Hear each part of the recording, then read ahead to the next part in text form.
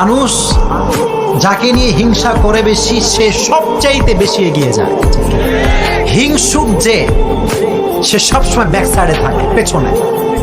আর যাকে নিয়ে হিংসা করা হয় সে সবসময় সামনে থাকে, ঠিক কিনা? আর মান তাওয়াদা তারাফা, এটা হচ্ছে সুন্নাতুল্লাহি ফিল আরদ। মান তাওয়াদা তারাফা, যে নিচে নেমে থাকতে চায় আল্লাহ ওরে টেনে উপরে উঠায়, আর যে খালি উঠতে চায়, হিংসা করে অহংকার করে উপরে ঠেলতে চায়, ওরে নিচে নামায় দেয় কে? ভাইরা, স্রষ্টার দেয়া আমাদের জন্য সবচেয়ে দামি বিষয় হচ্ছে, আল্লাহর দেয়া সবচেয়ে দামি গিফট হচ্ছে আমাদের সময়। দামি গিফটের নাম কি? এই সময়টাই আমরা অন্যকে দিয়ে দিই। অন্যকে হিংসা করতে করতে এই দামি সময়গুলো নষ্ট করে ফেলে। এটা ঠিক না? আমারও অনেকে এদেশে কাফের বলে, আছে না নাই? আমি অবাক হয়ে যাই, এই কাফেরের কথা শুনতে এতগুলো আল্লাহর ওলি কি করে আসে?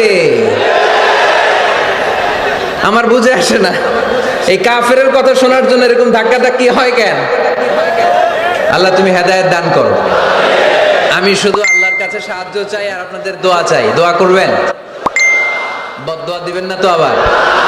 আর কে আমারে কাফের বললো, কে কি ফতোয়া দিল, আই ডোন্ট কেয়ার, ওইদিকে আমি তাকাই না। এর কারণ পিছনের দিকে তাকানোর সময় আমার নাই। চিল্লা এখন ঠিক কিনা? সিংহ সিংহ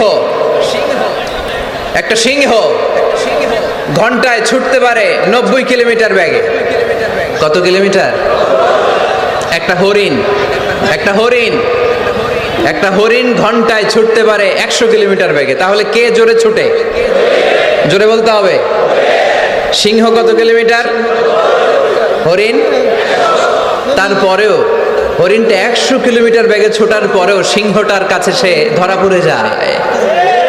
এর কারণ সিংহ যখন ধরার জন্য ছোটে সে শুধু সামনে তাকায়, সে পিছনে তাকায় না। আর হরিণ 100 কিলোমিটার বেগে ছোটার পরেও সে ধরা খেয়ে যাবার ভয়ে বারবার পেছনে তাকায়।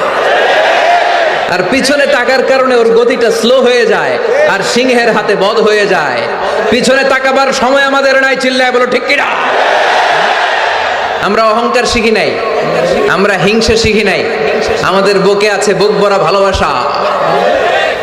আমি বিএনপি বুঝি না,